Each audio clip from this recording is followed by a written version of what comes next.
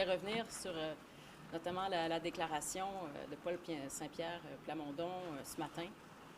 Alors, il dit une chose et son contraire, parce qu'en fait, il reconnaît que l'organisation d'un référendum, ça vient créer beaucoup d'incertitudes, beaucoup d'instabilité. Et au lieu d'organiser un référendum rapidement, dans un prochain mandat, il l'organiserait à la fin d'un premier mandat. Et ça, c'est pire. Ça vient étaler cette épaisse couche d'incertitude sur 4 années, plutôt que sur le début d'un mandat du PQ.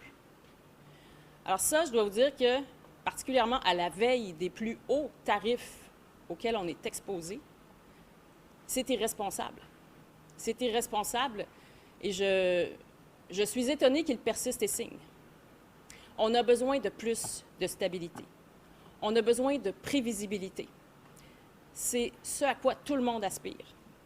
Et il propose exactement le contraire. Moi, vous avez vu avec l'entente d'hier, je travaille à établir puis à créer de la stabilité puis de la prévisibilité. Avec l'entente que l'on a signée avec Terre-Neuve, Labrador, on vient assurer la sécurité énergétique pour les 50 prochaines années, à un prix qui défie toute compétition. Ça, c'est créer de la stabilité. Ça, c'est aider les Québécois. Ça, c'est être connecté à leurs préoccupations. Alors, sachez que je vais persister dans cette veine-là. On va aller défendre les intérêts du Québec partout sur la planète. J'ai d'ailleurs hâte d'en discuter avec les gens du Corim, auxquels je vais m'adresser ce midi.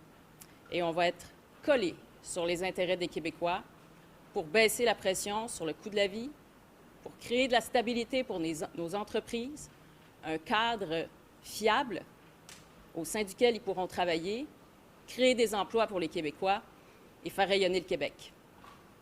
Merci. Je vais commencer la période de questions, s'il vous plaît. Madame Fréchette, vous êtes surprise de cette prise de position de M. Saint-Pierre Plamondon aujourd'hui? Trouvez-vous ça logique, justement, de repousser le référendum après l'instabilité que peut amener M. Trump? C'est illogique parce que c'est pire. Au lieu d'avoir de l'instabilité pendant le début d'un mandat du PQ, on aura de l'instabilité pendant la totalité d'un mandat du PQ, si jamais ils étaient élus, parce qu'ils organiseraient le référendum à la fin d'un premier mandat.